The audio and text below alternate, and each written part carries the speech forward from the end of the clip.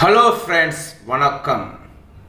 Cinema விழாவில் கலந்து கொண்டு பேசிய வைரமுத்து இசை பெரியதா பாடல் பெரியதா என்கின்ற கேள்வியை எழுப்பி அதற்கான பதிலையும் அதிரடியாக பேசியிருப்பது பரபரப்பை ஏற்படுத்தியுள்ளது.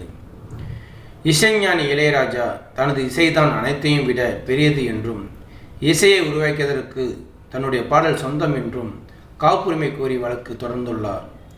அந்த வழக்கை விசாரித்த நீதிபதிகள் சமீபத்தில் பாடலாசிரியரும் பாடல்களுக்கு சொந்தம் கொண்டாடினால் என்ன செய்வது என்கின்ற கேள்வியை எழுப்பினார்களாம். இந்த நிலையில் அதே போன்ற கருத்தை பாடலாசிரியர் வைரமுத்தும் எழுப்பியுள்ளாராம்.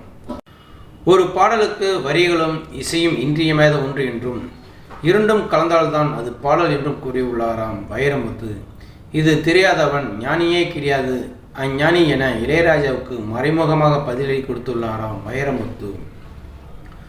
மனிதர்களுக்கு பெயர் வைத்தால்தான் அவர்கள் இன்னார் என அறியப்படுவார்கள். பெயர் இல்லாமல் இருந்தால் எப்படி அழைப்பார்கள்?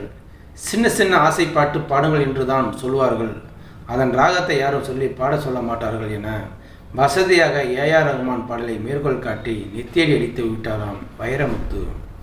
நல்ல படைப்பு எந்த காலத்திலும் நிலைத்து நிற்கும். அந்த கால பாடல்கள் இன்னமும் மக்களால் கொண்டாடப்பட்டு வருவதற்கு காரணமே பாடலை எழுதிய கண்ணதாசன், மருதகாசி, பட்டுக்கோட்டை கல்யாண சுந்தரம் போன்ற கவிஞர்கள்தான் என்றும் திருக்குறள் 17ஆம் நூற்றாண்டுகள் காணாமலே போய்விட்டது. ஆனாலும் அதன் வீரியம் காரணமாக 19ஆம் நூற்றாண்டில் வெளிவந்து மற்ற அனைத்துக்கும் தலைமை நான் தான் என்று நிரூபித்துள்ளது.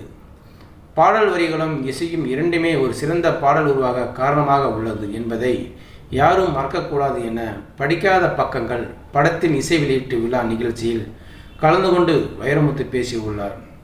ஸோ நேயர்களே, இந்த வீடியோ பார்த்துருக்க நீங்கள் வீடியோ பிடிச்சிருந்தால் லைக் பண்ணுங்கள், ஷேர் பண்ணுங்கள்.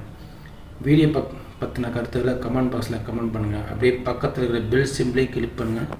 அப்போ தான் நான் போடுற வீடியோ அடிக்கடி வந்து ரீச் ஆகும். மறக்காமல் சேனலை சப்ஸ்கிரைப் பண்ணுங்கள். தேங்க்யூ, வணக்கம்.